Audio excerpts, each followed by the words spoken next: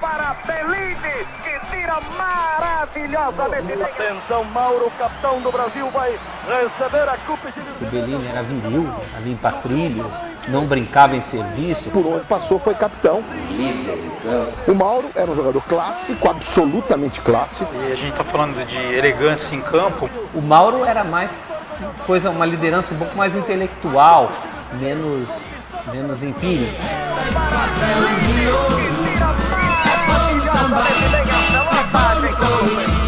O brasileiro lá no estrangeiro mostrou como é que é. Ganhou a taça do mundo.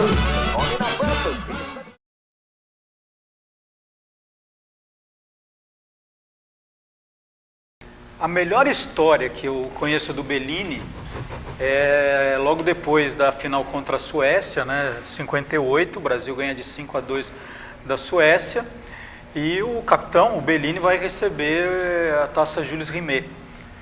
E os fotógrafos brasileiros se acotovelando, né, e ele lá segurando o troféu, como normalmente os capitães faziam, né, sem muita euforia. O capitão recebia a taça, segurava a taça assim, né, como você recebe um cartão, por exemplo. E quando o Bellini recebeu a taça... E um fotógrafo lá do fundo, um brasileiro, teria gritado que ele não conseguia enxergar a taça. Bellini, Bellini, levanta o troféu, né? E o Bellini olhou e levantou. E aquilo se transformou no grande símbolo mundial de conquistas de campeonato, né? Que todo mundo repetiu aquela cena a partir de 58, inclusive o Mauro depois em 62.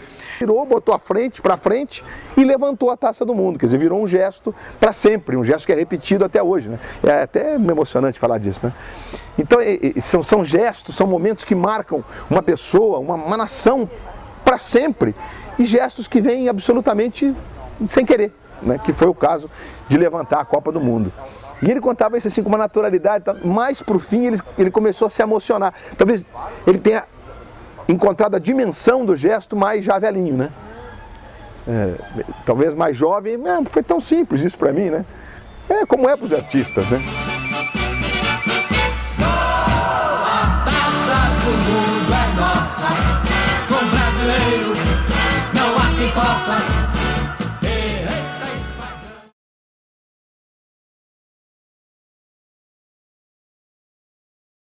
Em 62, o Mauro entrou titular, o Aimoré gostava mais do Mauro, do estilo do Mauro, da seleção paulista, esquematização que ele fez. E quando chegou na hora do vamos ver, o Mauro jogou todos amistosos, na hora do vamos ver, lá no Chile, né? Já eu me lembro que o Mauro já era jogador do Santos, ele contou para mim essa passagem. Para mim e para alguns outros jogadores do Santos. Falei, me tirar na hora do primeiro jogo, que eu fui titular todos os amistosos, e ele queria repetir a formação com o Bellini de 58. O Mauro não aceitou. Falou, não, então você me dá minha passagem que eu vou embora. Eu pego o primeiro avião e vou embora. Isso. E o Aimoré engoliu, o próprio Bellini, pelos registros que a gente tem, também não se rebelou, porque sabia que era uma realidade, era um momento técnico para o Mauro, né? E o Mauro ganha não só a posição do Bellini, como também a condição de capitão. Mas se ele ficar quieto, ele não jogava. Não ia ter nem dúvida que ia o Bellini, né? Porque o Bellini tinha ido muito bem em 58. Mas seria injusto, porque o Mauro foi titular em todos os jogos, né? E aí ele fez uma Copa...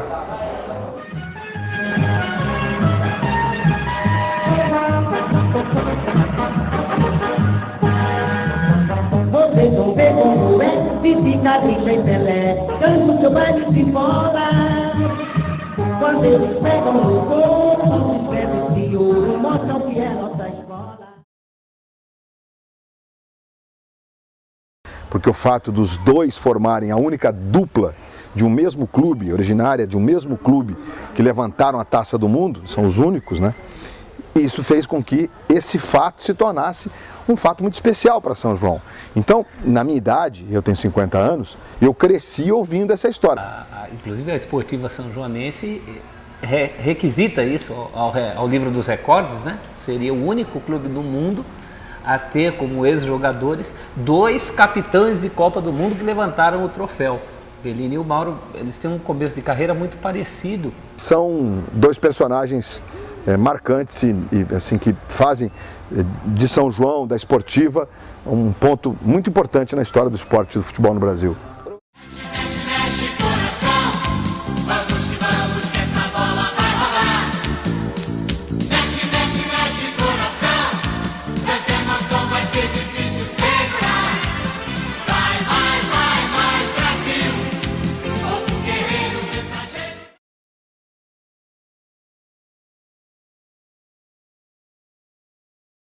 O Mauro foi contratado, chegou na Sociedade Esportiva São Joanense. Alguém daqui de São João já conhecia ele jogando na Caldense. A Caldense logo o emprestou para a Vargiana, que era um time muito famoso aqui da região. E a Esportiva, como já era o único time profissional dessa região, logo visualizou a carreira do Mauro. Ele tinha apenas 17 anos, é um zagueiro promissor e de muita categoria, todo mundo já falava dele aqui na região. E ele veio no começo de 1947. Então o São Paulo veio aqui, fez um amistoso e com o time reserva, somente o Leônidas da Silva era dos titulares, jogou. Que ele se recuperava de uma lesão, foi pegar ritmo de jogo, jogou. O Mauro não deixou o Leônidas jogar.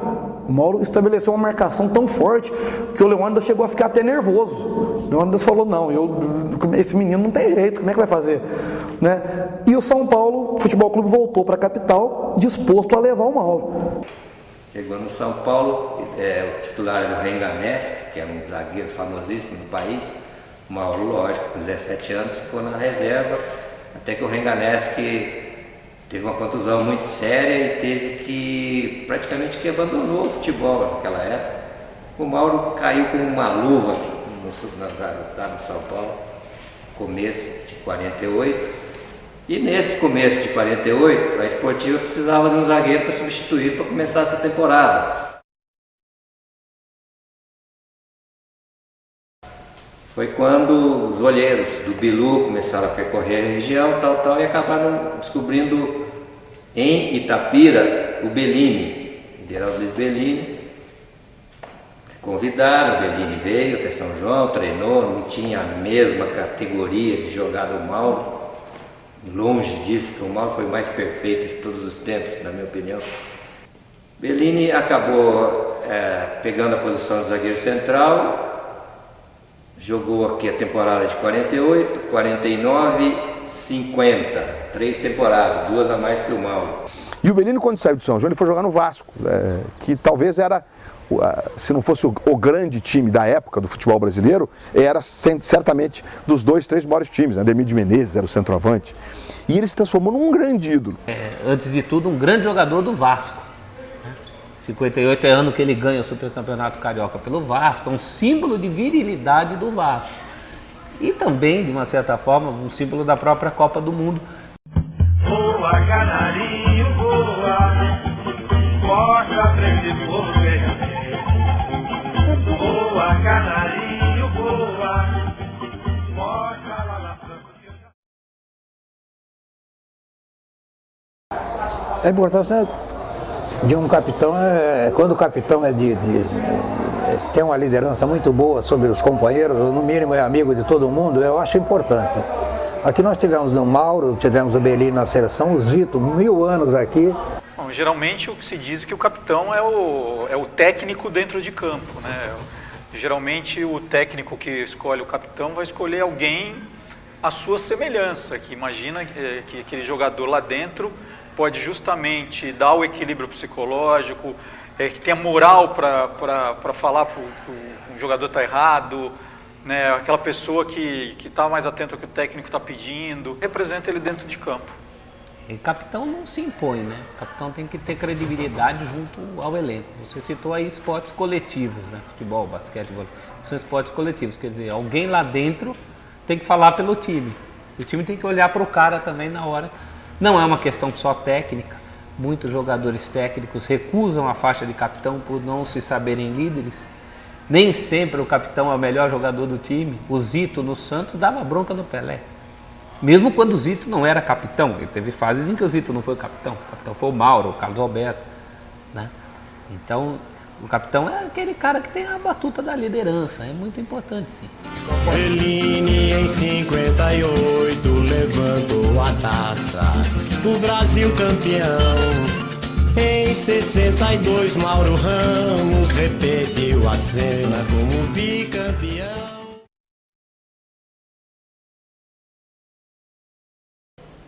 A gente brincava muito com o Bellini, que ele nunca fez gol na vida, né? O Bellini veio em 67, a convite do Radar, que foi técnico da Esportivo, que era muito amigo dele, para um amistoso que ia ter no campo do Palmeiras, a seleção sanjoanense e o scratch do rádio da Bandeirantes.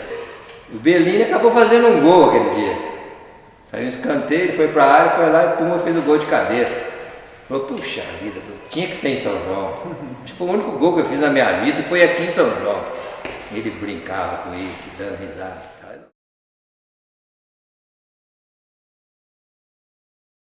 Há pouco, ele tinha um porte físico avantajado, era uma pessoa bem apresentada, né? Tinha pinta de galã. Como o futebol dele era muito elegante, como ele próprio era na vida real, a Miss Brasil da época, uma das mais famosas, foi a Marta Rocha. Acho que é a mais famosa até hoje. E alguns cronistas esportivos da época, essa comparação, chamavam o Mauro de Marta Rocha, pela elegância dele, pelo carisma. E o Mauro, por 2 polegadas a mais, o que ele teria feito? Passaram o Mauro para trás. Ganharia o concurso de Miss. Por 2 polegadas a mais, passaram a baiana para trás. Nossa, ele vai cantar até nesse documentário. Por 2 coitado. polegadas e logo nos quadris. Tem dó, seu juiz. Tem dó, seu juiz, por 2 polegadas a mais, passaram a baiana pra trás, por 2 polegadas. Diz que o estádio lotado, um domingo à tarde, e o pai do Mauro nunca tinha ido ver o Mauro jogar, porque ele era contra. O seu Lindolfo não queria que ele jogasse bola. Até que nesse dia, por incrível que pareça, o seu Lindolfo apareceu no campo. Todo mundo ficou assustado, falou, o que ele está fazendo aqui? Ele não gosta que o Mauro joga bola. O Mauro jogava de zagueiro, porém tinha uma habilidade muito grande. Isso era raro na época, um zagueiro ter habilidade, e o Mauro tinha. Diz que em determinado momento do jogo o Mauro pegou a bola, limpou um, limpou 2, passou pelo Tonho Rosa, limpou o Luiz Rosa, bateu quase do meio de campo e fez um gol de cobertura. A Caldense ganhou por 1-0 num gol do Mauro. E o curioso foi que o pai dele, o seu Lindolfo, naquela ocasião chorou de emoção de ver o filho ali. Ou seja, era o surgimento de um craque naquele momento. E a reunião estava acontecendo ali, nós descemos, e aí fomos andar aqui no campo, né? E ali perto daquele gol ele ficou assim meio quieto, olhava para lá, olhava para cá. Aí eu falei, tá lembrando de jogo, Belino? Ele falou assim, não, eu lembro dos companheiros que já morreram. Ele tinha uma coisa meio melancólica com isso, né? Então assim, isso era uma coisa marcante. Ele não falava assim de jogo, de uma conquista, né? Falava muito de seleção, isso sim, porque não era inevitável, né? Quis o destino que fosse assim, Bellini e Mauro. Um venceria na raça, força e mostraria ao mundo o significado de vitória, e com espontaneidade se tornou o próprio símbolo dela. O outro, habilidoso e elegante, peitaria o mundo para mostrar como se vence por merecimento na luta. Ainda tinha mais. Quiseram os deuses do futebol que aqueles dois se tornassem companheiros, parceiros, amigos. Quiseram e eles foram, sempre serão, nossos eternos capitães.